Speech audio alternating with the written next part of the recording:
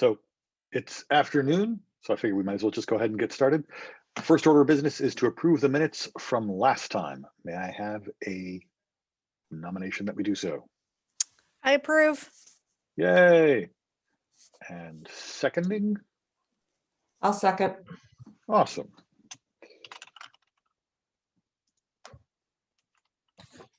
I can't type in the chat. All right. Well, we're recording the meeting. Hopefully that will do the job. And I think we should just go ahead and move right on to Dr. McGowan's presentation. Dr. McGowan, if you'd like to wait a little bit, it's very shortly afternoon, so you might get more of an audience in just a little while, but they're filling up fast. You're still muted. No problem. I'll just give it a second if you'd like me to, Kelsey. Not a problem. Whatever you think is reasonable. I'll give it a second. Only one problem though, Kelsey. I do need to be able to share my screen. I think I can make you a co-host. Super. Oh no, but I can remove you. Put you in a waiting room. If you click on the right arrow next to share screen, and it'll say allow multiple participants to share at the same time or something like that. Huh. It says stop video, spotlight for everyone, allow to record, allow to multi-pin. No, on the rename, put in waiting. So your button down at the bottom, the green one that says share screen. Try now. Perfect. Oh, great. Thank you.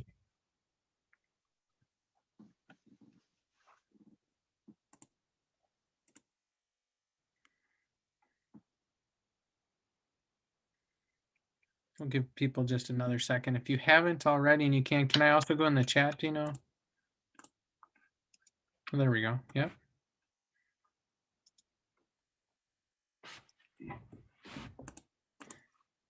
Oops.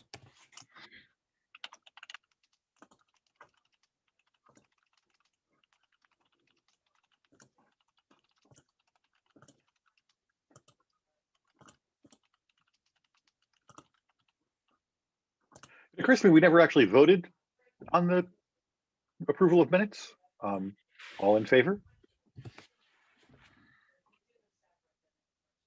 Huh. Well, all against. Great.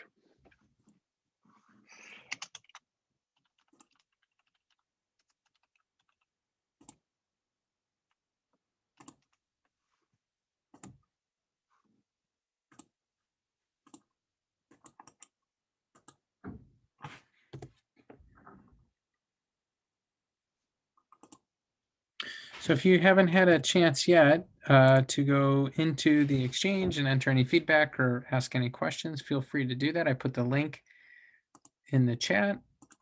The QR code, if that's easier for you, is up on your screen right now also. And we'll just give people one more minute, Kelsey, and then I'll get started.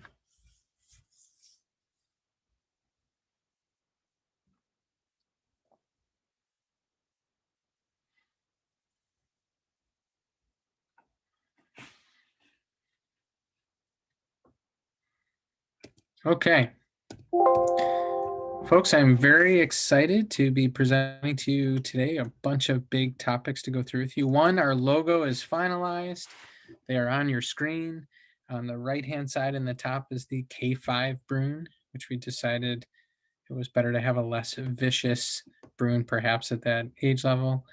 And that on the left-hand side, that would be just the Bruin in general, the 612 Bruin. I guess anybody could use it, of course. But if we wanted a K5 friendlier version, we have it also. And on the bottom left-hand corner, it says Bruins, Brighton. There is identical type lettering for Council Rock to go underneath the Bruin and French Road and the middle school and the high school. So when you see logos come up, you'll see the same type of lettering, just with the school name. And there's a watermark, I believe they call it, with the paw print and the B. And the split B is the other part of the logo, which we had before, but that is maintained also. So this will all come out in an e-news tomorrow as well to the school community. We would simply say to people, use it as much as you would like to use it. We'd like to be consistent in the branding, though. That was one thing that came up in the entire mascot logo process, is people saying, if we could have some consistency both in color, lettering, and the use of logos. And so we're asking people, by providing them to everybody and saying, please use this, asking that we start to move that direction in terms of color schemes and everything else. So I was a fan actually of the yellow, but yellow is not actually part of our color scheme. So as you're thinking about that, the blue, gray is or silver is our accent color. And that color blue, the navy blue, and of course white as well. So just something to think about. There will be a link that comes out at the beginning of next week, also to BSN, to a team store for anybody and everybody, which we will send out for people to stock up on all of their Bruin gear. And I know people will be excited about that as well. And like I said, use it as much as you would like. We would love that. Next steps for this, mentioned release tomorrow, gear next week, split B, also consistency in the lettering for each school, which I mentioned to you. School calendar, very exciting news for you. So this is being released in 8 minutes by eNews to the community. And this is the presentation that I gave to the board. I want to walk through it with you and answer any questions you have, but there are some pretty significant changes that I'd like to point out to you. First of all, just to give people a sense of what the process looks like, we take a look at the state dates in terms of 3-8 testing, regents exams, et cetera. We have a variety of contractual agreements we have to look at. There is a regional calendar developed by BOCES. Both myself and our union president, Judy Wegman, sit on that committee, actually representing groups in the region. And the reason why that BOCES calendar is important is many of our kids attend programs at BOCES. So if we have a calendar that's wildly different, they miss instruction on certain days, or they are not, their program is not available on the day that we might have school. So we try and stay as close as we can to that. We think about our goals in the process, which I'll talk to you about in a second. We develop a draft calendar collaboratively internally with a variety of people. And then we present a draft calendar to the Board of Education for their consideration and hopeful adoption. The challenges we had this year was a very late Labor Day for 21-22. The positioning of holidays that we traditionally observe, for example, Rosh Hashanah, happening right after Labor Day and how that impacts that week.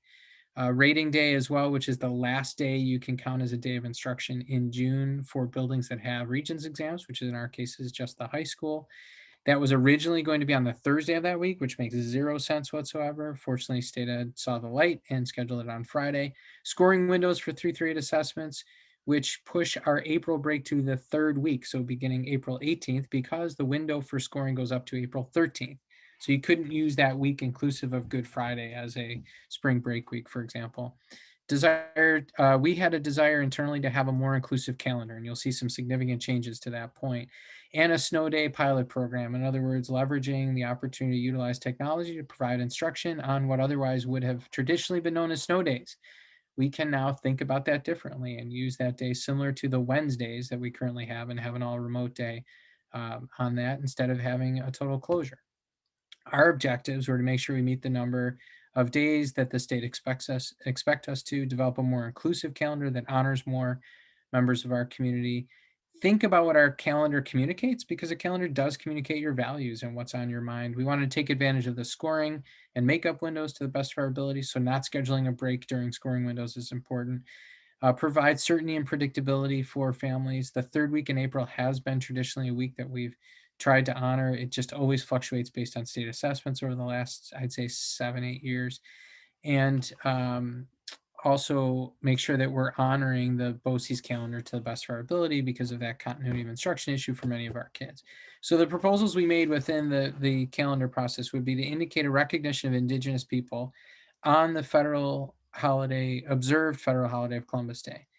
Interesting, where we landed on the language is that we are observing Columbus Day and we are recognizing Indigenous people. By not eliminating Columbus Day from our language, I actually think it's a more powerful message about the recognition of what that holiday means. The fact that it is an observed holiday, a federal observed holiday, which we can't change, that is what it is. But also the elimination of the language, in a sense, whitewashes the history that should be talked about. And so I think observing the holiday while also recognizing Indigenous people, which we started to do this year in both instructional strategies, but land acknowledgements at board meetings at that time and at Thanksgiving as well. So just a different way to approach that, but I think a more inclusive way to approach it that will foster some really powerful instructional conversations as well.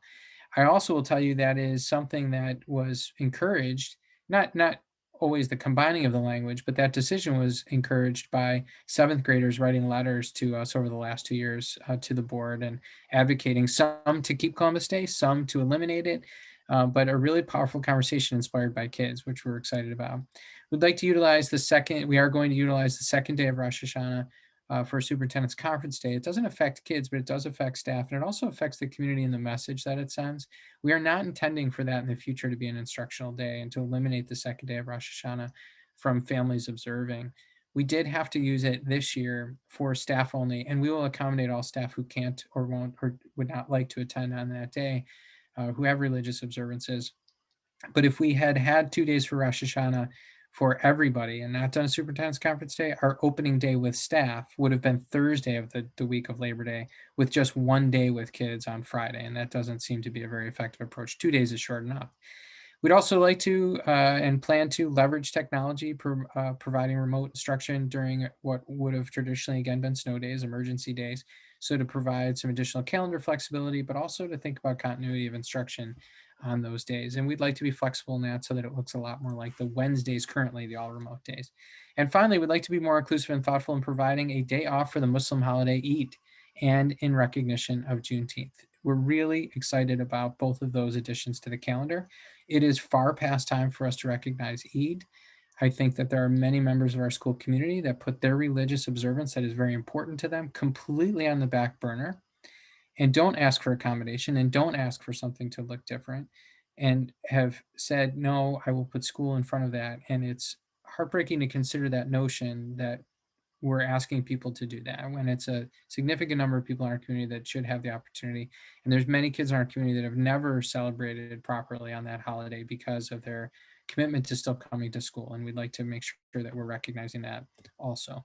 In addition, not to gloss over it, the Juneteenth holiday, which is exceptionally important as well. And we know marking the final recognition of the emancipation of slaves reaching Texas, this is an important moment in our history for our kids to learn more about, for us to talk more about, to foster better conversations.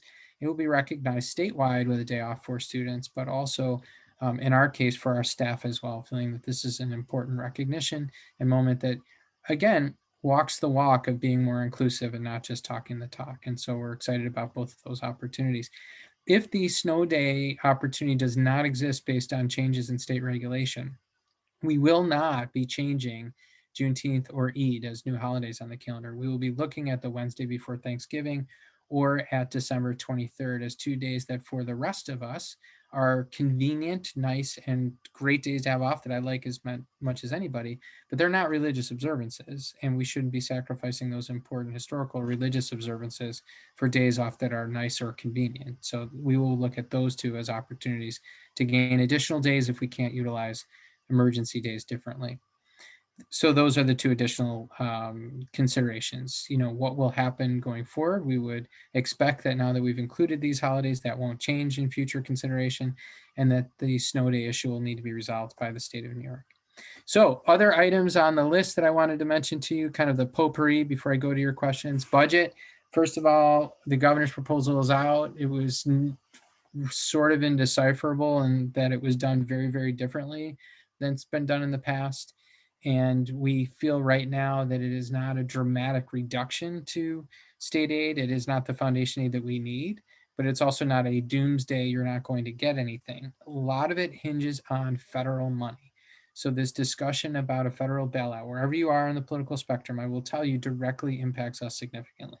So where that lands will have an impact on what the state decides to do.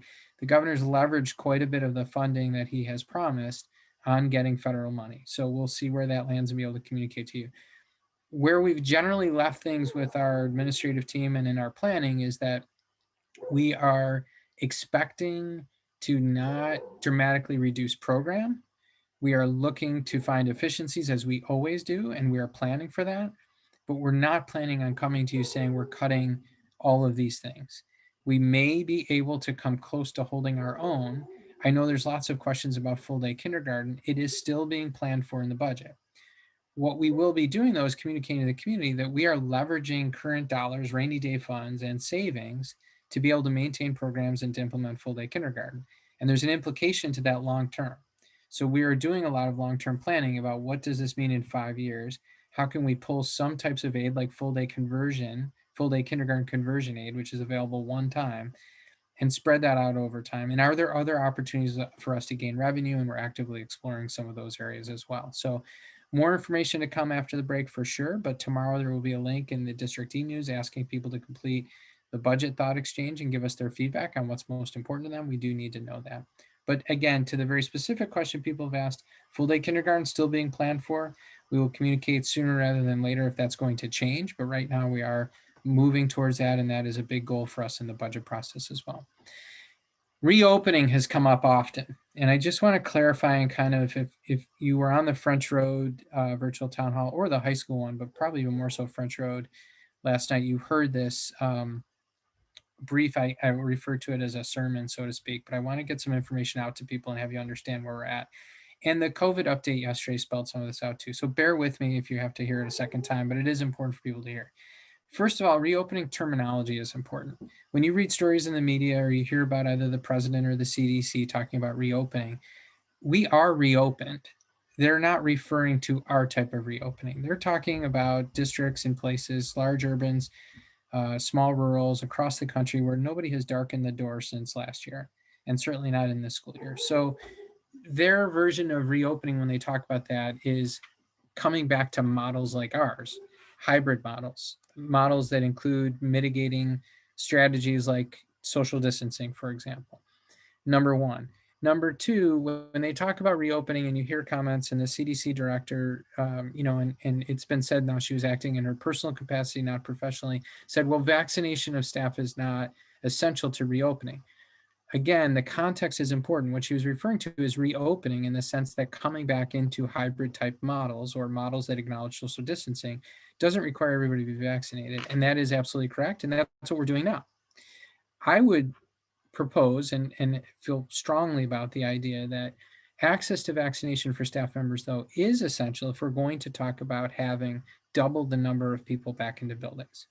So changing social distancing, changing the things that are working right now does require having people vaccinated, having adults vaccinated in the building, both to keep your children safe, but also we have a responsibility to the people that work in the district as well. That is part of our constituency. As an employer, have a responsibility to provide a safe environment. And it is important to us to make sure that people have that protection before we double the number of kids who are coming to school each and every day. So it is important, and we have staked out that ground. There's a lot of conversation about, well, could distancing be lessened? I don't know. I am fond of saying I'm not a useful doctor. I couldn't tell you what the studies are. I couldn't tell you that 3 feet is better than 6 feet. The going thinking currently is 6 feet. That may change, and if that changes, we can explore additional steps. But right now, currently at this moment, we could not have everybody come back to the building, excuse me, unless distancing changes. Pardon me. The big challenge for us is having enough space for all our kids in the building, and 6 feet of distance prevents having any more come in. So when you hear people say, well, in other districts, they've been able to do that, and across the state, other people have been able to open. Don't get this wrong. We would love to have everybody back. That would be our desire. That's certainly our preferred state of operating for sure, but we can't do it in our space. Always the worst time to get a tickle in the throat. In our space, and we looked at this very, very carefully. Everybody's space is different, and everybody's capability in terms of the number of people they have working is different. So in some districts where they had more space, they could spread kids out further, still provide distance, and had enough adults to be with them in those spaces. And that proved impossible for us to do. It's not that we don't want to or that it's too hard. We would love to. It's just simply physically not possible. So that's an issue for us. We've also been asked about the Wednesdays and bringing kids back on the Wednesday, which some districts have announced they're willing to do. Some of the reason why those districts have decided to do that is the quality of their program on that day. And their assessment that their day, that Wednesday, was not as effective as perhaps they wanted it to be, and that it would be more effective to bring kids back, even if only every other week. So let's think about this for a second. You're talking about ballpark 20 weeks of school left. Every other week, meaning 10 in-person days. That also means 10 more asynchronous days. So the cost benefit is, are 10 in-person days worth 10 more asynchronous days, or by having 20 Zoom Wednesdays, are we better off? And we've made the assessment instructionally that we're better off with the 20 Zoom Wednesdays than getting 10 more asynchronous days, as great as the 10 in-person days might be. It's just simply not enough at this point to change that schedule, and we are not planning on doing so. We'll continue to evaluate that, but that's the instructional decision we've made at this point. Some people have said, wow, wrestling, I mean, literally kids can roll around on the mat, and yet we can't have more kids sit next to each other, or we can't have more kids in performing arts, or we can't have more kids for activities. I totally agree with you. I said the same thing, really? But I will tell you, when some of the science has been explained to us about the number of people exchanging respiratory droplets for a short period of time, just people wrestling one-on-one, for example, and for a short period of time. And by the way, our kids are masked while they're participating, that it is been deemed by public health people as an acceptable risk, different than having kids in an enclosed classroom, double the number of people exchanging that many more respiratory droplets. Whether I agree or not is not the point. We are relying on public health experts to make those decisions and to advise us accordingly, which they have approved that to happen. I am hopeful that that means there will be a deeper look into lessening the distancing and thinking about possibilities for more kids to come back. And that's what I continue on an almost daily basis to advocate for with public health experts, with legislators, with anybody who will listen, that we'd like to really be thinking about that. But it all hinges on access to vaccines and having access to vaccines, because that is the really the linchpin to keeping everybody safe for us, which we, again, have to be concerned about our entire school community. We are having the same conversation about the arts. Why not more opportunity for the arts? Why just athletics? Completely agree with people that have asked that question. I'm on the same page, and I think that ought to be given a lot more attention, and that's what we are pounding the pavement with. Next steps in next year, your guess is as good as mine, and I wish I could provide you more certainty. If I had to guess, and I've gotten many of these guesses wrong, so let's not take this to the bank. As most people in the pandemic, these things change constantly. I would think that once there's significant vaccination happening in communities and among adults, that we'd have a lot more people able to come back to school, and that there would be a hard look at the restrictions that are currently in place. I would expect perhaps masking for kids, and it depends on the status of vaccination for kids as well, but that we would see people coming back next year, perhaps with masking, but less distancing, and that would allow us to bring kids back. Very, very hopeful about that.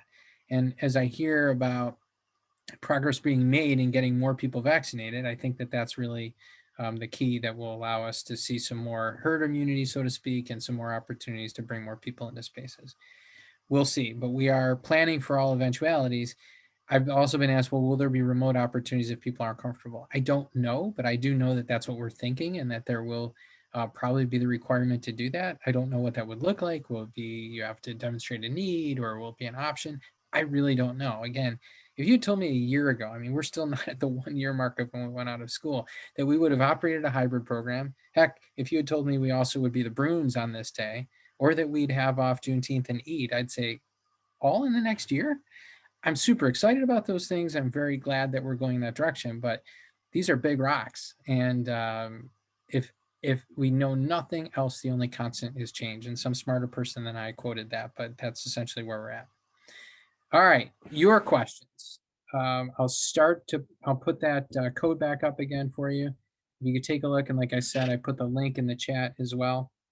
I just want to give you a minute to do that. I'm going to stop sharing and pull up another share so I can see the comments. And then also happy just to open it wide open and hear what you have to say. Give me 1 second.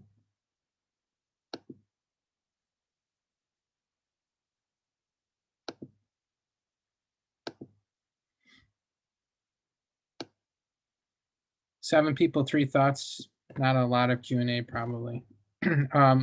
Just while you're doing that, so that April 18th, the 3rd week of April, is the break. That's always a question that comes up.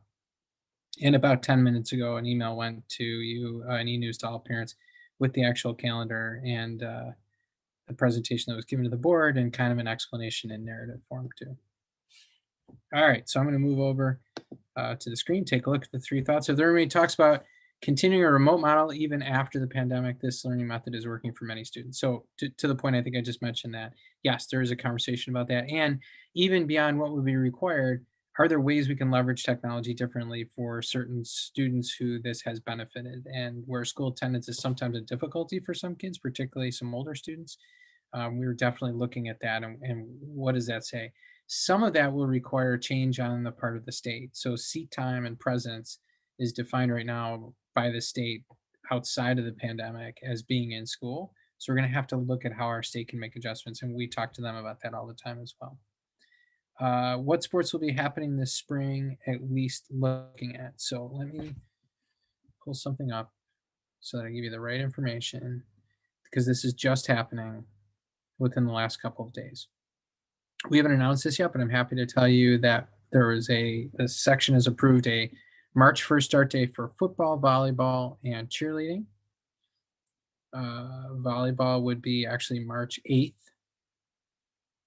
probably for us, and there would be some modified opportunities beginning on March 15th.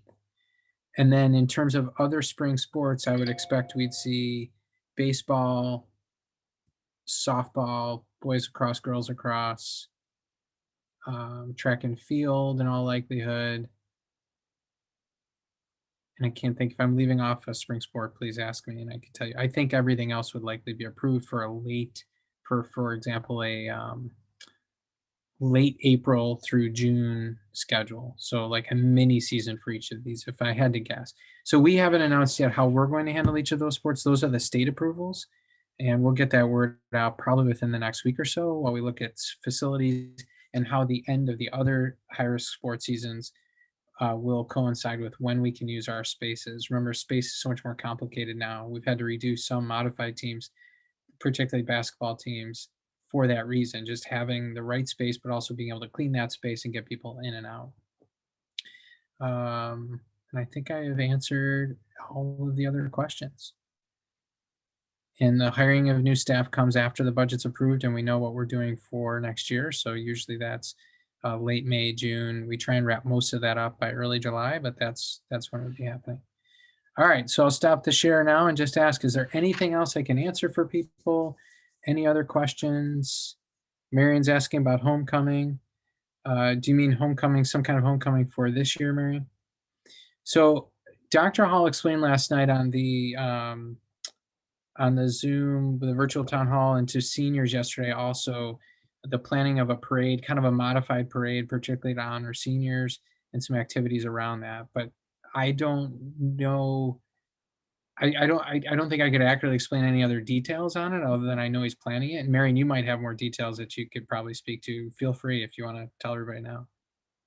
Well, it would have to be very limited. And I was just wondering if at some point, what can we do to engage the community in supporting this?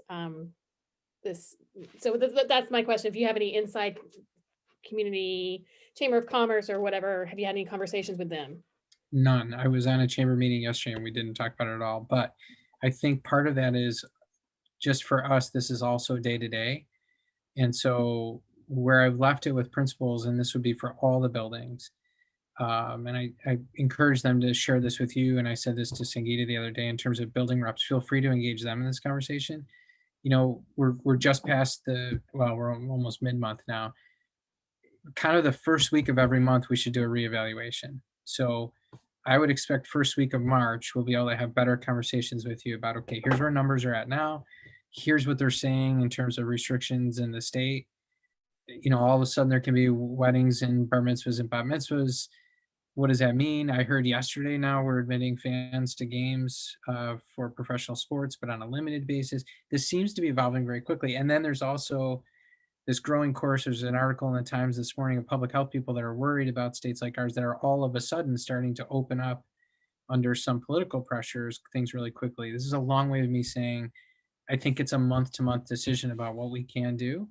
But I would expect once we hit March 1st, if things are still in a pretty good place, that we can start doing more of that in earnest and planning with more community groups. I did hear the local news, not our new name for the schools. When will that change? Michelle, what do you mean the new name for the schools? They were using Brighton Barons when they were talking about the sports on this, I think it was Channel 10 or maybe 13, I can't remember, but it was it was showing the, I think it was girls basketball, and they said Brighton Barons. Yeah, I listen, all due respect to local news people, but I would not, the level of accuracy is one that is questionable at best. So we've communicated I'm clearly sure. what our name is, but that doesn't always translate. So, I just didn't know if it was officially put out there to Oh, the yeah. people that would need to know. yep, it's out there in all of our Twitter and other social media pieces, which frankly is where they pick up most of their news often anyways, could not be more clear that it's Bruins, but channel 10 you said, because we'll I can't, it was either 10 or 13. I can't remember. I was doing it real quick and then I got distracted from the kids, so I didn't get to really see the news. you So, know, the launching of a new logo is a good opportunity to maybe put a reminder out to all of them anyway, so yeah. that's helpful. I think probably for some people, especially if the sportscaster is a Rochester native, it probably rolls off the tongue pretty easily, and I can I understand. was thinking that, yeah. Yeah, probably. So thanks, Tamika. This is so amazing. Appreciate that.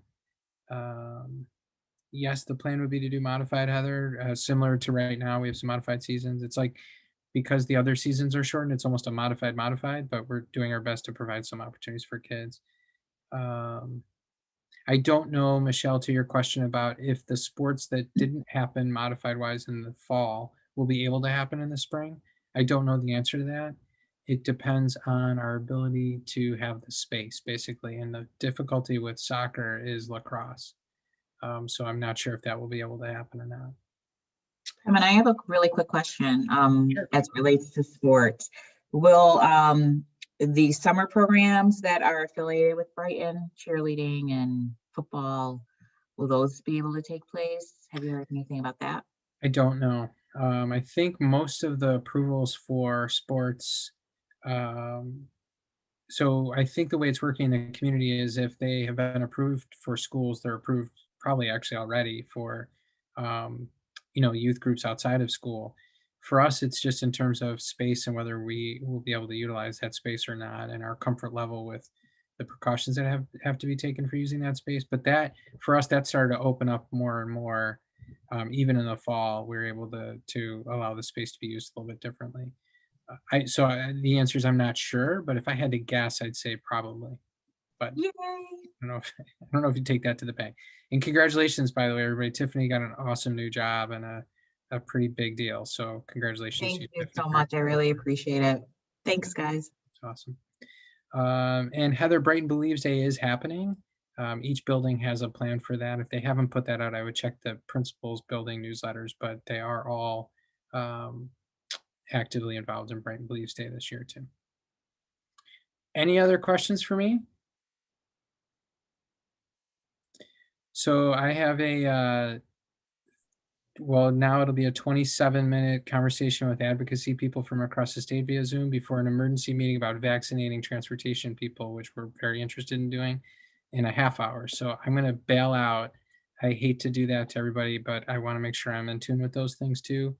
And if you have anything else for me, feel free to shoot me an email. I'm going to leave the exchange open too. So if you put a specific question in beyond what's already in that we missed, I'll try and answer that too. And if you had already gone into the exchange, you can go back in and see that, or shoot me an email, text, whatever works best for you. Good to see everybody. Take care. Stay healthy. Thank you, Dr. Thanks, McGowan. Kevin. Stay healthy too. Pleasure. Thank you. Thank you. Awesome. All right. Let's move on to building reports. Now that we have Tiffany here today, we can get a sped update. Sorry, do you want? I thought you're putting food in my mouth. They're trying to. Sorry. No, that's okay. So really quick, we had our first meeting with the principal at Council Rock, and we did really a relax, relate, release. I was hearing that a lot of parents, well, we're all experiencing stress, but we wanted to give those parents some information on stress relief. Our next meeting with the principal will be February 24th at Tcms. And we are looking at body changes of children at that age. So the fun puberty stage. So that'll be our next topic. After that, in March, we move to the high school. And we have RIT and Cayuga presenting, as well as Autism Up. And we're just waiting to hear back from MCC. And we are looking at the next stage, after kids graduate, the supports for students who may need supports. How does that operate in a world of COVID, and also just in general, how does that operate in a college setting? So that's where we're at. And I emailed the chairs of French Road to see what they'd like to do as well. Excellent. We're Thank you. You spending- guys have a lot going on. That's awesome. The topics sound great. So thank you to both of you and Caitlin. Council Rock. That would be me. Okay, bear with me because usually it's not me doing this. So No I just found worries. out, I'm like, I'm the only one here. I'm like, oh my gosh. Okay. So, I mean, it's been pretty quiet. We're officially in our, obviously the school's officially halfway through the year. And Council Rock's starting to work hard this spring to think about meaningful ways that we can continue to connect with the families, whether it's remote or hybrid, and build our community better. We have on the 11th is the virtual town hall for kindergarten parents. So anyone that's having kindergarten kids come in is happening. The virtual town hall for K through 2nd grade is happening as well. Is that February 11th, Michelle? Is that February 11th? Yeah. So tonight is kindergarten? Tonight, yep. So the virtual town hall for kindergarten starts at 5:30. And then 6 o'clock will be the 1st and 2nd grade. Kindergarten probably could also attend too, so they can get an idea of what's happening for their next year, for the kids going into next year. February 11th, they're doing a Brighton Families of Color group meeting. Valentine's Day, all the teachers are doing whatever they're doing, and each parent is just following whatever the teacher is doing. So that's happening today for the kids that are in school and tomorrow. And then obviously vacation break starts on the 19th. What else is happening? On the 23rd, there's a support group for parents of children and with social and school related anxiety. That's happening. And then the second step live event is happening with Mrs. Ball and Mrs. Reedhead and friends. That's going to be a Zoom that's happening on the 25th of February in the evening. So, and we're starting the next year, kindergarten next year, kids coming in. It's been happening.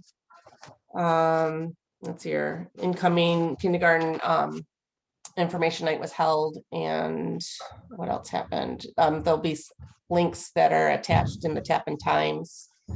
And anyone that didn't get any information for oncoming kindergartners, they should reach out to the school, particularly to Doris, who's there. Council Rock did a community donation for toys and used books. We did a really great job. The response was pretty amazing. All the donations were given to Rochester School District, school number 33. And we actually kept some donations right here at the Council Rock School for needs that were needed. And we were very thankful for the generosity. Let's hear what else.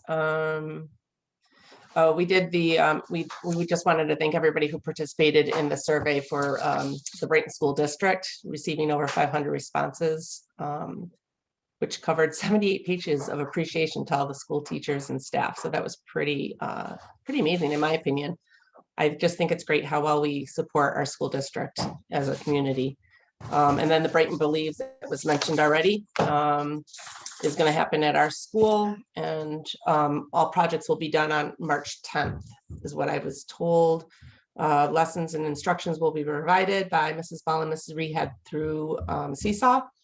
And I guess there's going to be a drop-off box outside the school for people to drop off, whether you're an in-school or at home person, but more information will follow through the Tappan Times. And I think there's a website on the Brighton Central School District as well that has information on that. Yeah, and that's pretty much it. So that's pretty much our communication to anybody that's going to Council Rock. Awesome. Thank you very much. You're welcome. How about French Road? Do we have, I know I saw someone here from French Road earlier. Anyone? No, did they log off? Okay. Well, if they come back, we'll try to get them if they come Amy's back. still on, but she might not be in a position to Yeah, speak right to now. I know. talk. Yeah, because I see her name on there, so she may just have stepped away. Let's move on to TCMS then.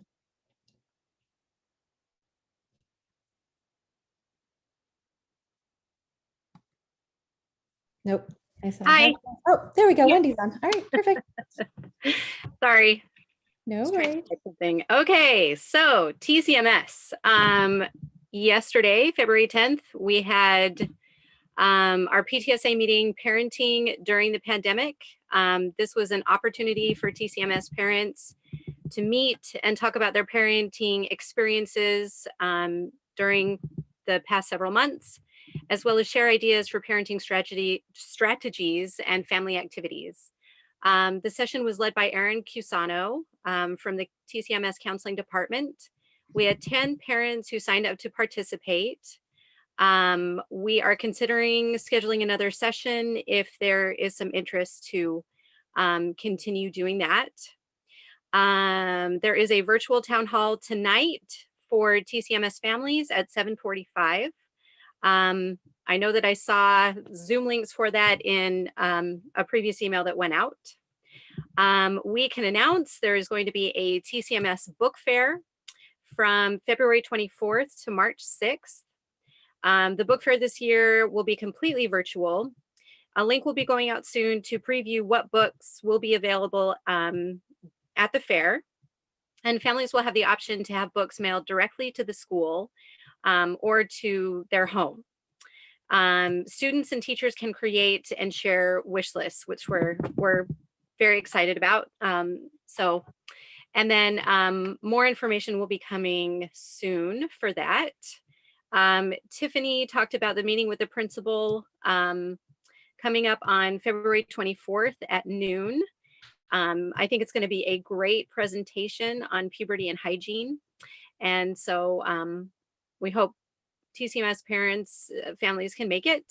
Heather is meeting with the TCMS Student Council to plan some Zoom activity nights. She's been doing a lot of research on different things, different activities and games that we might be able to get set up over Zoom for TCMS kids to come together and have a good time. And Mr. Nunez has requested that we do some teacher appreciation events, I guess would be the word. He gathered some information from staff about favorite things, favorite candy, etc.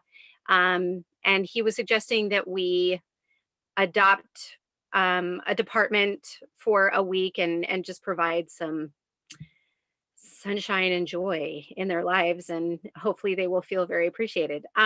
So that is an effort that we're currently working on, and we'll be able to report more later. And I think that is everything for TCMS. Excellent. Thank you. You guys have a lot going on too. All of a sudden, everyone's got a lot going on. BHS? Okay, we have a lot going on too. Yes, you do. We hosted a meeting with the principal January 20th, in which Dr. Hall gave an overview of the course selection process. And like Tiffany said, we have a meeting coming up on March 24th that will be a joint meeting with SPED presenting a life after high school. Sounds interesting. Thank you for that. Again, the teacher appreciation document that we created went out on the 29th, and I've heard amazing, awesome feedback, including Mr. Tappan said it was worth its weight in gold. So I want to thank you again for the committee, anyone who worked on it with us, and then all the parents and the students, because it wouldn't have been possible without everyone writing in. Almost, it ended up being over 600 comments, which is incredible, and 78 pages. It was really long. So thank you for that. We did find out we've been fielding lots of questions asking for recorded meetings. So I have a link that I got from Dan that any meeting that has happened in the last year and hopefully has been recorded is on the website. So I will share that link in the chat. So just in case you guys get asked that same question, because we've been fielding a lot of those, do you have the recording of that meeting? Because I missed it, yada, yada, yada. So I just shared that. Robin, can we put that link on our information when we do like the tap in times? Definitely. Absolutely. Okay. Yep. Thank you. Yeah, it's been very helpful. And then lastly, we have literally been notified on Friday that the district is going ahead with planning on outdoor activities for the spring as soon as it gets warm and the cold goes away. Including for us, it would be activities like the senior bash, last banquet, spring fest, ham jam, graduation ceremonies. So we are in the thick of like trying to scramble and plan for these activities to provide planning and execution for the activities, as well as financial support. So I'm just putting it out there that probably by the next meeting, hopefully, we are going to be coming and asking for money to support these activities. Because as most of you know, our building funds were cut back this year because there wasn't anything happening. So that's going to be happening. As well as we're going to be fundraising. I think the first thing, the easy thing, is to obviously just ask for the donations. We've had very good luck just putting it out there to the public, our wonderful family community, and just saying, hey, this is, if you have the wherewithal and would like to donate, here it is. We're also going to be reaching out to community organizations, Rotary, the Chamber of Commerce, etc., to see if they want to help with donations or sponsoring different activities or t-shirts or stuff like that.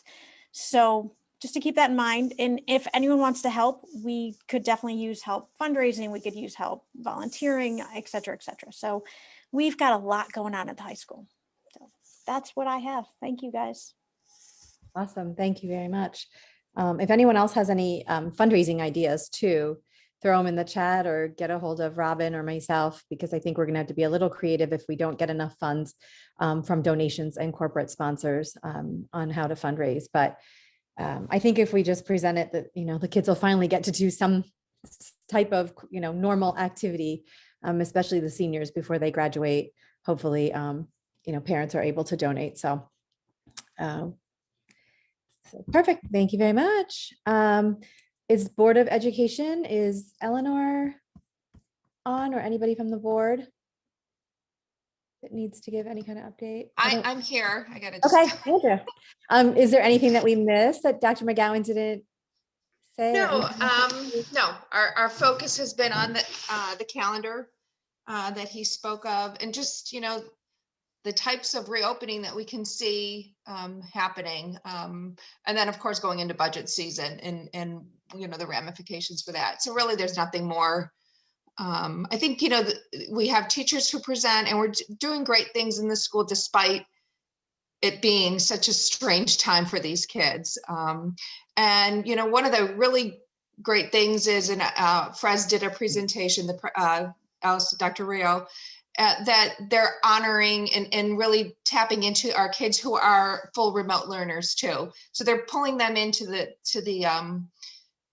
school community as best as they can through the things that they're doing in their remote classrooms. So we're working through it, and hopefully this will not last forever.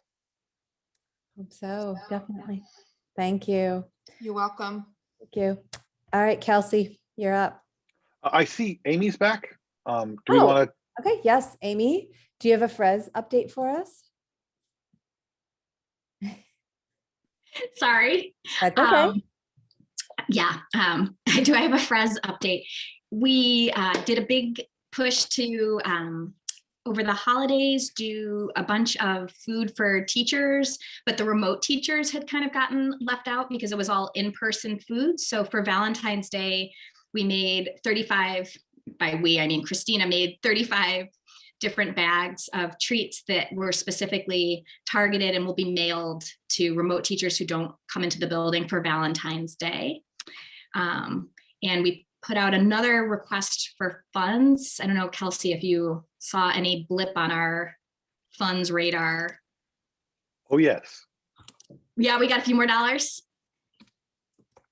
All right, yeah, text us maybe what that was. And there was a meeting with the principal, with Dina Spagnola about reading that was well attended as well. that's about it. Excellent. Thank you. Thank you, Amy. All right, now you're up, Kelsey. Sorry. Yeah. So let me do some screen sharing here. I'll start off with what I usually do, which is this is the budget, and we need to just have it approved. Not a ton of changes, but obviously those things are pretty much going to be the same. Hopefully, Spiritware will get a boost soon. But as you can see, as of last month, Frez had gotten a little over 1,000, and now it's a bit over 2,000. So good job, Frez. That's really the only major change. Obviously, there's a slight difference in what the effective fees are as a result of that, but that's not that interesting. So may I request some witnesses of the budget? I'm happy to I witness. see Heather. And I just want to clarify, this is for this school year, not next year, correct? Correct. I hope I didn't mess that up. Yeah, so this is just Kelsey? updates to what we've been doing. Yes? Okay, you can hear me. Sorry, I have headphones Yes. on and I'm not sure if people can hear me or not.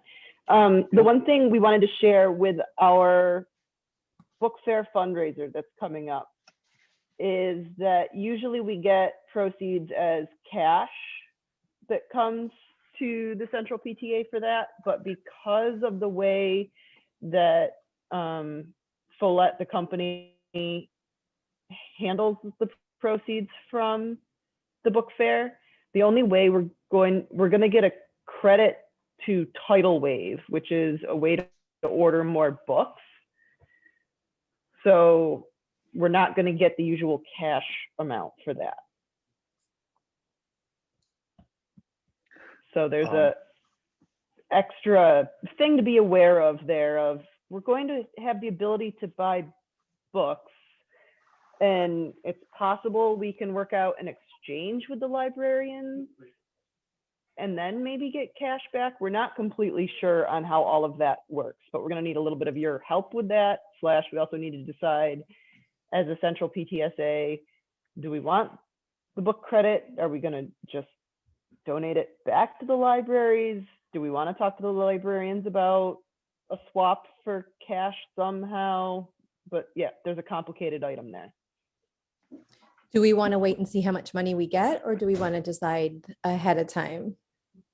That's the other giant question. We have no idea how much we're going to get. Right. The way it is, we're going to get, of the whole book fair, 25% of all the sales comes back to the library and to us.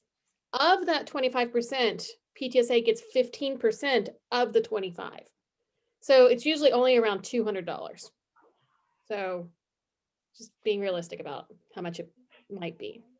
And if we wanted cash, she would have to take it out of, Katie would have to take it out of her petty cash. So there's a little bit of a, we need Accounting to issue there too. Complicated, Yeah. Accounting issue. I was, I was just going to jump in because Frez already kind of went down this road, and we had $125 in book credit from Scholastic, and Justin McVeigh was super sweet about it, the librarian at Frez, but was sort of like, I cannot get money back to you all. So we just said, like, enjoy the books, and called it closed. It was a real, I mean, I admit it was a bust for Central PTSA for sure this year.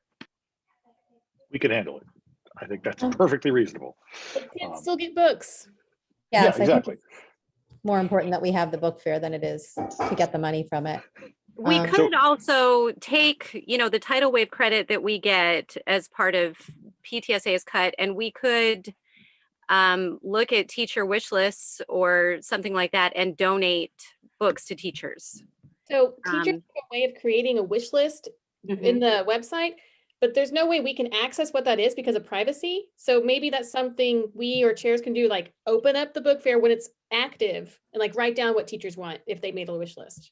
If you're doing the book fair, maybe if we're really kind of to the public to say, hey, listen, this year we're not going to get anything really for the PTSA because we're going to put it back towards the school so we can get more books, versus parents. So parents really know what's going on. They might be more apt to go, oh, I'm going to go buy at least one book to help the school out, knowing that the budgets were all cut. And knowing that we're doing this as like, hey, we're not getting anything out of this except helping the school get books. That might get more parents out there, maybe. I don't know. Just a Definitely thought. on the flyer. Definitely. Yeah, I could was put in gonna say, that. can we update the flyer with that information? But proceeds will be, go back. I'm not sure if we can because Katie Lambert already made the flyer and I believe it's set to go out already. And that was Um, another question. We usually only want flyers to go out on Mondays, right? But Yes. because this book fair is happening the week right after February break, can we put the flyer out the end of this week instead? So we can get people on the alert for it? Dan's on our meeting, so Dan can answer that. Dan? Are you there? Is he cooking? Yeah, I'm here. Sorry. He's here. All right. Did you hear Marion's question? Could you say it again? I'm sorry. The middle school book fair is happening in the middle of the week we come back from break. And so if we put a flyer out that Monday, which we plan to do, it doesn't give them much notice. Can we put one out, even though it's not a Monday, one at the end of this week to email to everyone? Because I know people don't like being flooded with PTSA emails, but could this be an exception? Yeah, absolutely. We're willing to make exceptions when timeliness is needed. So just when you send it to me, just let me know the dates and times that you want to go and I can make it happen. I'll send you an email today. Thank you. All right, thank you. And if we can get it today to the principals, they can put it in their newsletter for tomorrow as well, too. And then I Couldn't think sorry. That's Could okay. they just add that information to, like with the flyer, put a little thing, if they're putting it in the newsletter, just add to it, hey, just so you know, with this flyer comes along that we're going to waive the PTS earnings back to the school, or however you wanted to word it. We could also maybe put it in Facebook. it could be on the body of the email. If that's what's decided, what to do with the proceeds, I can, but I need to know if that's a clear decision. Does anybody have any other ideas, or is everybody okay with the proceeds going back to the librarians, to the schools? I'll add it to the blurb. Yeah, you can put it in the body of the email, maybe before the flyer, and then have it go out. One other thing about flyers, I got some feedback for one of the French Road things, I think it was, because Dan sends them out and it comes from that no reply email address. If we don't include an email address in the text that gets sent out, people are struggling to find how to contact the correct person. The request was to make it a lot easier to always include an email address for if you have questions about it. So, because otherwise I field random questions because people happen to know I'm involved with PTA, and I'm getting asked about buildings that I know nothing about, but I help them muddle through. So the options we have to address that is we could make, I could set the emails from PTSA up, so it would still appear as just a generic address, but we could make it so people can reply to it and it would go to a general PTSA address if one exists, or you could just include in each email what email would be most appropriate to respond to. But it's difficult to change the address that you're applying to or that you're sending from for each email if it's changing for each email, if that makes sense. Right, yeah, Dan, we weren't trying to suggest, we didn't want to make your job harder. I was just suggesting to everybody when they're making their flyers and giving you information to send out, to make sure part of in that inclusion is the email that people should contact if they have questions. Okay, I don't want to make it harder for Dan. Maybe make it bigger and more obvious so that it's easier for people to find. Yeah. Perfect. Awesome. Thank you, Heather. Kelsey, So I had a couple other things. First of all, I got one witness on the budget. Would somebody else be willing to? Okay. I can second it. Second. Awesome. So I wanted to share a couple other things. First of all, I have a new form And then also that feeds into a spreadsheet, which then lets me do this. This is, I think, what people actually care about when they hear about the budget is mostly what do I have left in my building's funds that's at my discretion to spend. So what I'm looking to see is there a good way for me to take this information and export it to the web page so that at any time you can just check. That'd be great. It's complicated for reasons that you're not interested in, but I'm working on it. So that's where every building is right now. And if we would like, and actually, Tiffany, you might have thoughts on this. I would be happy to hear about whether SPED would like to have a separate category as well. I'm going to click on a different tab. Does this show you a different tab, or are you still seeing the one you saw before? Different tab. Awesome. Treasury So this is Form. the new Treasury Form. It's really very similar to the old one, but what it has that the other one didn't is a category. And right now, the only ones that have entries are the buildings and calendar. But as people submit requests for reimbursement, those will go into other categories. And this is how you can get a check or a cash box for an in-person event. If you want me to try and do an electronic transfer, we could do that. If you just want to say that there's a deposit from something or that the debit card's been used, you can report all that this way, and it just goes into that one big spreadsheet, which makes it a lot easier to keep track of what money we have available. That's So great, Kelsey. Yeah, thank you. So much easier. I feel like that's what people actually care about. What I would love is if I could get direct information from Square to go into there. And unfortunately, Square will send me an email every time there's a transaction saying how much it was and when it was and who did it, but not for what. So in order to get that information, there's a link in it so I can go sign into Square and get that information, but it doesn't tell me which link was used to buy it. So I am looking for ways to deal with that. I'd love to figure that out. So far, I haven't. What I also wanted to show, part of the reason that I wanted to have that list what things were was, do you see this email chain here from Sangeeta? Yeah, that's not from Sangeeta. That's from Brownie Bear 39. And as I scroll up, you'll see that eventually they asked me to send it to Kent, Washington. So people will actually try and scam me. And fortunately, obviously I didn't send them money, but that's part of the reason that I want to know when someone submits a reimbursement request, what is it that they're asking for it from?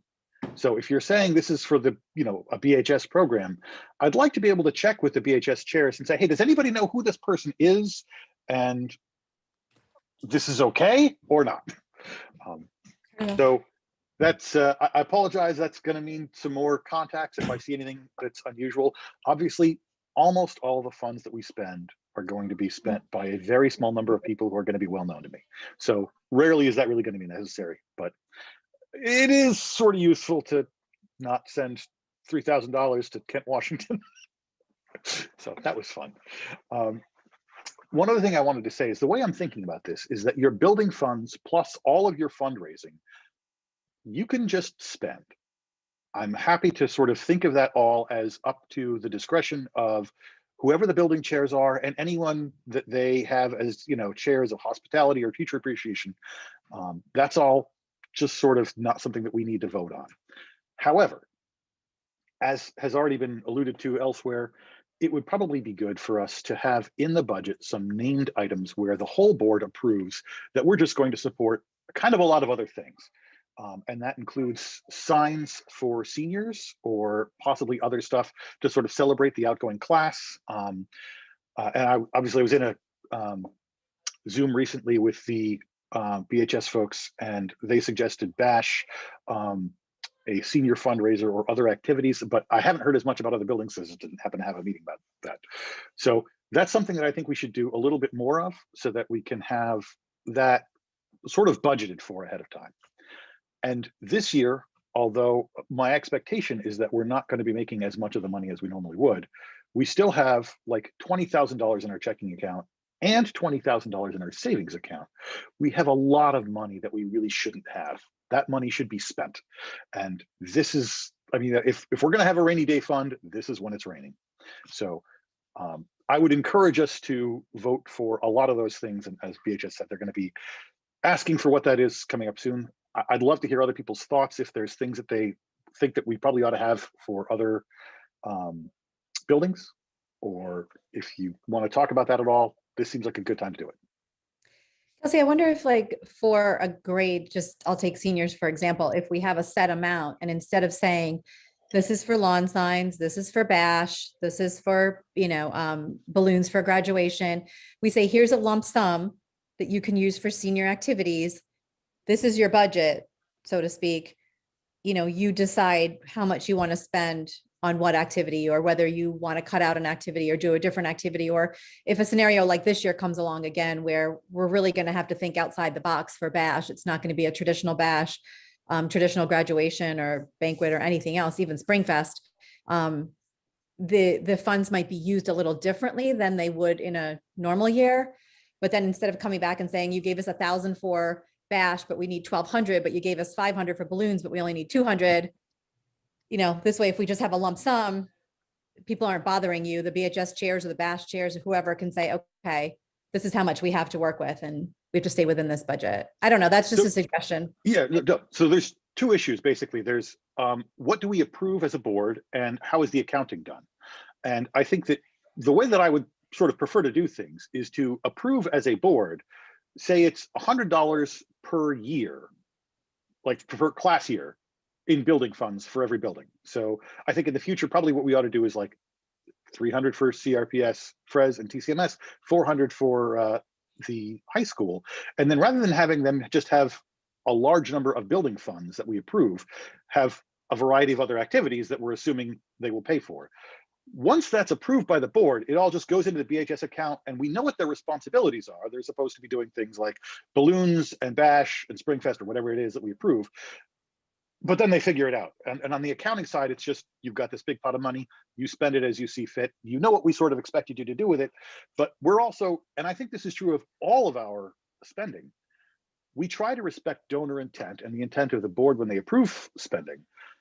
But all of that assumes that we're not morons and that we have some more familiarity with what the needs are than the people who approve the money or donated the money, and that we're all going to be pretty reasonable about it.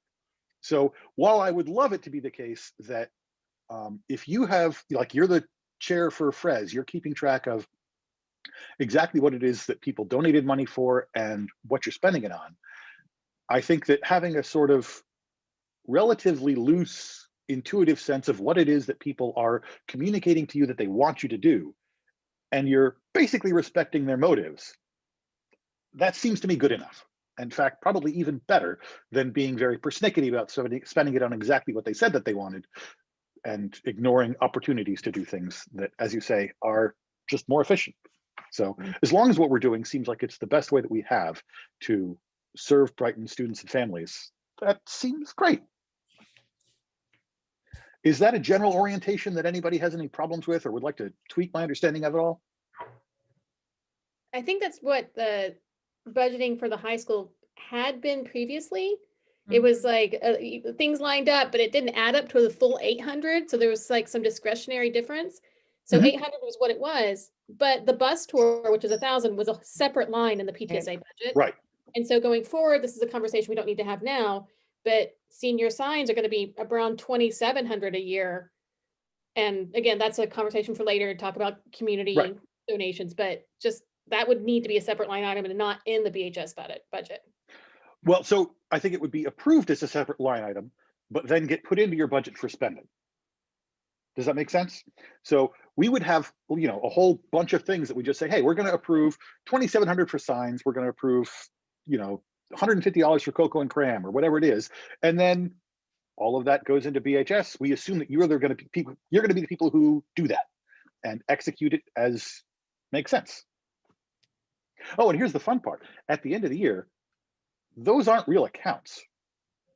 This is all just being spent from our, PTSA account, and it doesn't carry over. So you don't have to worry about like, oh, well, we need to set the right precedents for future years or anything where budgeting ends up being ridiculous. It's Even in just the future, everybody starts fresh. maybe in the future we can discuss specific fundraisers for the senior class, Yeah, like the buses and the signs, just one big sum fund something. Like Michelle's idea, you could be dunking teachers to buy the kids signs in the bus to visit their schools or something. I don't know. Something that's just geared toward senior events like that. And normally seniors help pay for a lot of this stuff out of their own fundraising that they do, the senior class. That's like the hand Have jam. any. Last I heard, they're not able to do that this year. So I mean, this year's thrown off, but I think you're Yeah, but- absolutely right, Leslie. And going their money forward. goes to prom too, and yeah. I mean, there are They usually other have a class events. gift. They usually have a Yeah, class and the gift. at class end of the gift, year. right? They You leave know, I feel behind like a we gift. should be able to help the seniors out with fundraising for these Well, and going forward, recognition things going forward. Yeah, the middle schoolers won't have the money either because they've missed out That's on right. activity nights. So Yeah, that's from what I was last gonna spring chime and in all of with. this year, so they're not going to have the money going Mhm. into the closure party and or going forward either. So it is something that we have to, the trickle down effect will be there for a we few need to years. have a super sale like they have in Pittsburgh where they raise like $70,000. Yeah. We need a barn. Who's got a barn? Yeah, I know, Store right? We need a everything. We need storage space to store all that, but yeah, Mhm.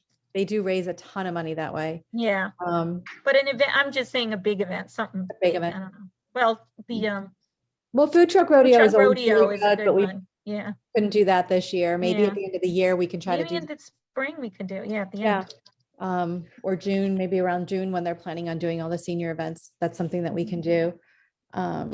As Singita was mentioning, actually, the trickle down effect is something we can stop by just, if we say, look, we understand what it is that people tend to be able to raise. And as a PTSA, we can just make up for that this year.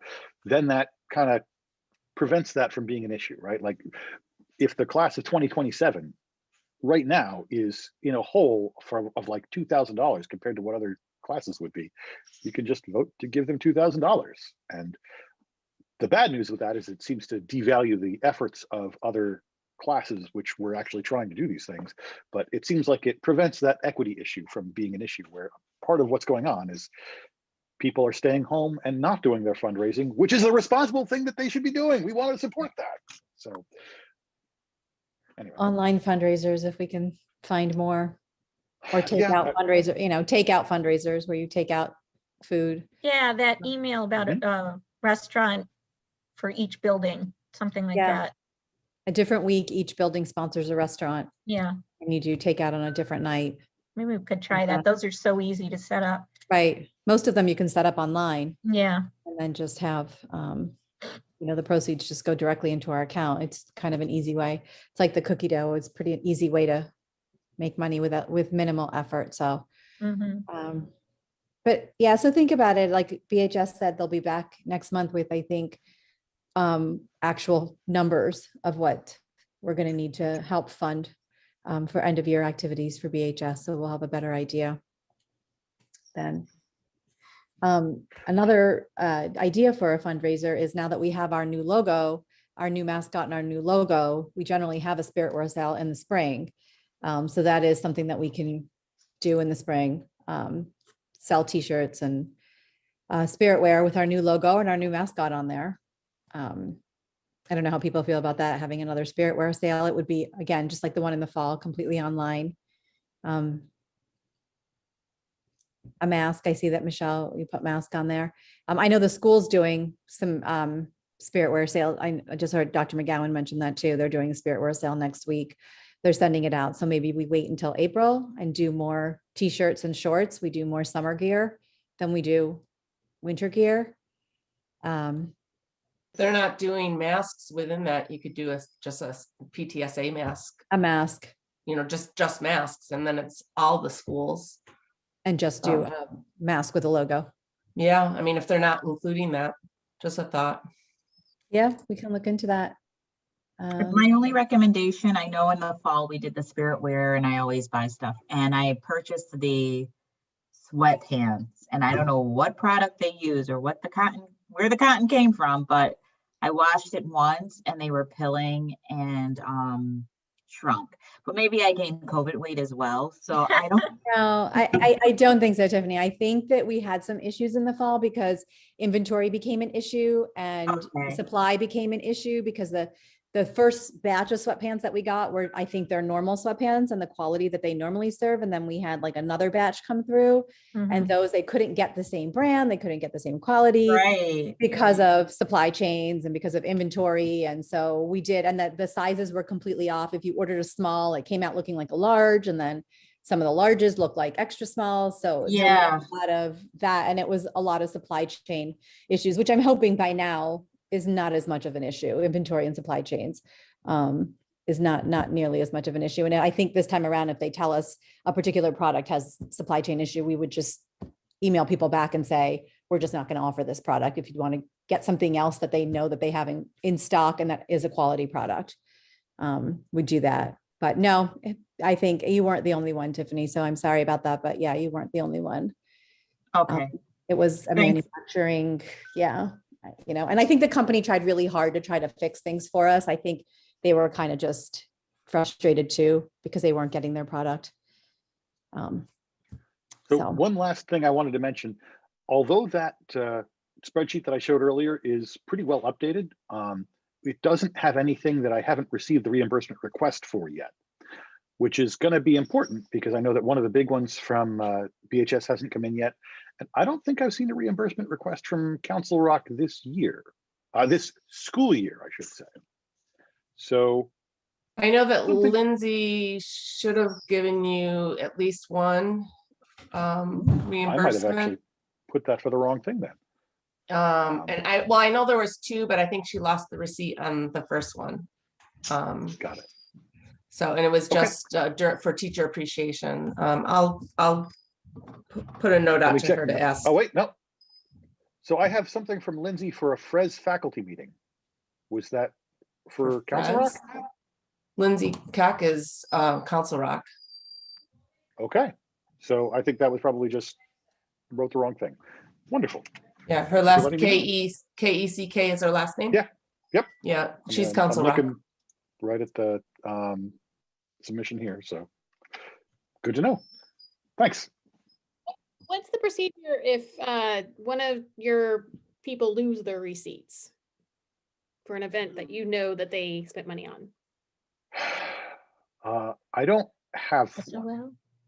In the past, we've just had people call and say, I lost the receipt. I bought at, such and such at Wegmans, and they got reimbursed. I mean, we didn't, you don't want somebody to be out money. Should I tell her that? I know it was like Dunkin' Donuts. It was donuts for in September, I think it was. I can't Yeah, remember that's exactly what what we've day. done in the past. Even if she just calls Dunkin' Donuts and says, oh, if I bought 2 dozen donuts, how much would it be? And gets the amount, if she remembers what she bought. I mean, we always reimbursed people, Kelsey, in the past. I don't know if you have a different Great. policy, but we No, never didn't wanted have any anybody to be information. out money course. and feel like, wow, I tried to help and now I lost the receipt and here I am out, whatever If it amount. She was very gracious about it. She's like, no big deal. It's for the school, Sure. but I can let her know. She Yeah. can go with it however she wants to. If it's something that they bought with a credit card, you could probably even have them just check their credit card statement and get the Okay. exact amount that way. I'll let her know. But obviously we would prefer to have receipts. So Yes. When they buy something, just take a picture of the receipt and text it directly to Kelsey. or actually you can use the form that I showed earlier. use It's the got a form place where now, you just yeah. upload it. So then, yeah, it's easy. And then but- it goes straight into the Google Drive. And so it's part of our records forever, which is great. But we don't want anybody to be out money. We don't want to turn away volunteers that way. That's Kelsey, what do you do with that? What did you just say? How do you do that? So if you go to the website and you know what, why don't I go to the website and I'll share my screen.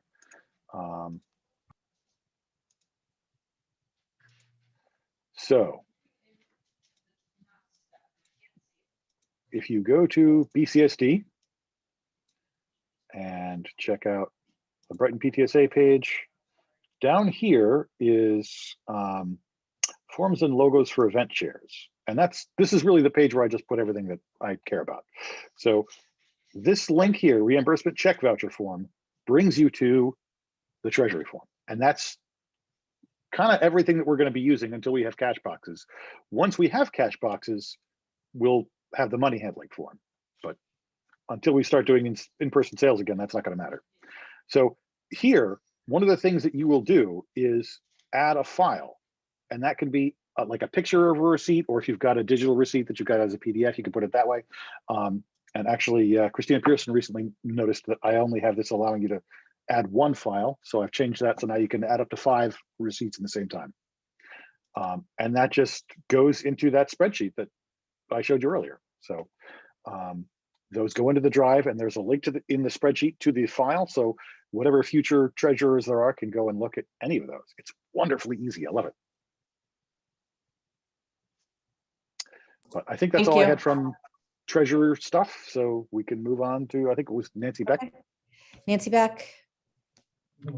So I finally got, I'm still waiting for one from Council Rock, but I have 10 grants now. So we will be meeting the week after break. I wanted to make sure we got one, at least one from every building. Awesome. Perfect. Thank you. And you have all the committee members, correct? You're all set? No, I have, I don't have a member from the middle school, Council Rock or French Road. Oh, Hey, hey, Leslie. I believe middle, oh, Go ahead, honey. We don't believe have the- to have one from every building. I just, in the past, it's been that way. So anybody that wants to join can let me know. Just I send me believe an our email. middle school rep is supposed to be Daisy Hutchinson. So if you can reach out to her, she was the one who had volunteered from our building, the middle school. Okay, are you sure? Because I had mentioned something to her and she didn't know about that. That's a whole other question. We have a lot of problems with that right now. So maybe you can get her straightened out. Okay, so you only have 3 people right now, Leslie? Because you need a few more people. yeah. Tiffany, Yeah. do you want to join? I saw your hand up. Yeah, I'll join. Also, I didn't even realize it was Nancy Beck time, and usually Sped submits something. Excellent. I am taking anything, since it's break next week, we're not going to meet next week. We'll meet the week after. I will take anything late. Can you send, where is the link? Is it on the website? I can just. It's on the website, yeah. But I can, I think I have your phone number. I can just text you the link if you want, or I'll email it to you so you have it. Yep, and I'll sit on the meeting as well. Just let me know. Excellent. Leslie, if you need more people, I'll sit on it too. If Okay. you need more volunteers, I'm happy to sit on it. Yeah, Leslie, if you can get in touch with me, I know we've been talking back and forth in regards to Council Rock stuff, but if you want to give me a call or text me more information about what you need, I most likely I can don't help you. need anything. We just get together with David Beck and go over the grants. And so there's usually a rep from each building, but there doesn't have to be. There can be. I can do Council Rock. This is my last year in Council Rock, but I can do it for you this year. Sure. So. It's, I mean, Okay. you're just gonna really, we're just talking about what was submitted and whether you think he should fund it or not. Okay, yeah, I have no problems with helping you out on that. So do you need Okay. well, you have my text message. Do you need anything else from me? Nope, I have your email. That's all I Okay. need. Okay.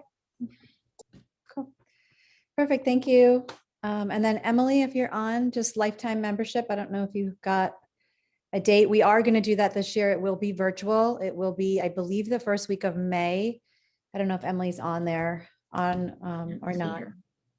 But yeah, we are going to do a lifetime membership this year. It's on the calendar and we're just going to do it virtually. So basically just want to let you know about that. So we will be buying I think we buy them pins for all the teachers or all the people that get nominated. So we'll be doing that this year. So new business, and is Emily on here? Because we do need to, Emily sent out an email the other day with some amendments to our bylaws. Not sure if everyone had a chance to look at those. We do need to approve those because we need to submit them to the state. She had to step out for a dead car battery. Oh, yes, I I'm saw happy that. to move that we approve them. Can anybody second? I'll second. Leslie, thank you. Okay, Kelsey and Leslie. Perfect. The other thing is Festival of Ideas that is going to happen virtually this year. So I think what we're going to do is a lot of the people that generally have classes at the at Festival of Ideas are going to submit online resources that families and parents can click onto and either have demonstrations or, you know, have like a little talk or demonstration, something like that. I'm not really sure what they're going to submit, but there's going to be some online resources. And then the day of Festival of Ideas, it's going to be Brighten Your Mind Day, and it's going to be a family challenge. And it's going to be a challenge of learning something new. So it can be learn a new recipe, take a hike in a place that you've never hiked before, do a science experiment. It can, whatever you want it to be, really, just be as creative as you want to. And the idea is taking pictures of you doing this new activity, brightening your mind, and then submitting it to Festival of Ideas, and they'll have their Facebook page and the Brighton page and post all the pictures to show people participating in this virtually. So the Festival of Ideas Committee is going to work on that, but we are going to try to do something virtually for the kids for, I think that's 3 to 8, grades 3 to 8. Debbie Baker had contacted me to see if we wanted her to do a talk on the district initiative for diversity, equity, and inclusion. They sent out, they created the new webpage. They have a new committee that is working very hard on the DEI initiative in the district. So if we want her to do a little talk to let us know what's going on in the district and how we can be involved, and just kind of walk us through the website, that's something that she has offered to do for us at any one of our meetings. So if people are interested, you can either raise your hand or just say yes in the chat. And as long as we have people that are interested, you know, we can have her pop in maybe at our next meeting for 10 or 15 minutes and just give us a little talk and a little update. So awesome. Yeah, you can put your little thumbs up on your screens. I can see those too. And then the last thing that I have is if we, in a couple months ago, Sangeeta? Yeah. Can I just say one thing about that too? Sure. I think that's a great idea about Debbie doing it. I know I sit on a committee with Tiffany, actually. And I think it'd be great to have, even if you have parents that are part of those committees, like Tiffany or somebody, report on what they're doing within their individual groups, because the Diversity and Equity Committee is one large committee that is broken into 3 different groups, and we sit on student engagement. So, and actually the student engagement one is probably, I mean, they're all important, but hers is, this one is, you know, we're doing some interesting things. So okay, I hate to put you on the spot, Tiffany, but I know you're on the committee, and you could speak to what we've been doing there. Awesome. All right. Well, Tiffany, I will touch base with you separately, if that's okay, about giving us an update, maybe in the next meeting or the one after that, whatever's convenient for you. So thank you, Andrea. And finally, I have a couple months ago, Betsy Balling and the counselors in the district did a talk for us, just talking about the mental health of our students during this COVID time and just in general. And if they were asking if we want them to do a follow-up meeting for us, maybe at the end of the year, April, May, you know, just taking into consideration where we are with COVID at that point, what's going on with school. Maybe we'll have some idea of what's going on in the summer or the following year. They are happy to do a follow-up meeting for us if we would like to do that. And that would just be like an extra meeting, not one of our planned PTSA meetings. We would pick a random night that they could all do it and have an extra meeting. So I think it's a great idea. I think that, you know, TCMS had the meeting last week about parenting during COVID. And I think all these topics are just really on everyone's mind as we continue to go through this year and still have so much uncertainty, and the kids having so much uncertainty. So I will try to, unless anybody's opposed to that, I will try to schedule that for maybe May with them. Tahita, are these recorded?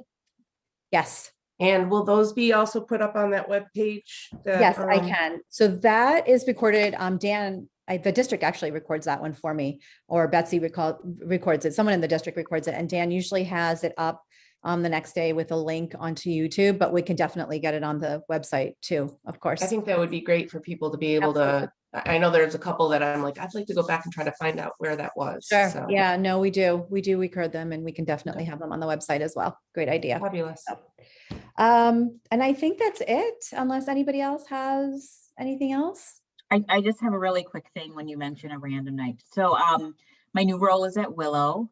For those that do not know what Willow does, we handle domestic violence. And I was meeting with our educator yesterday. Sorry, my days are all mushed together. And I guess this is more for the BHS team of people here.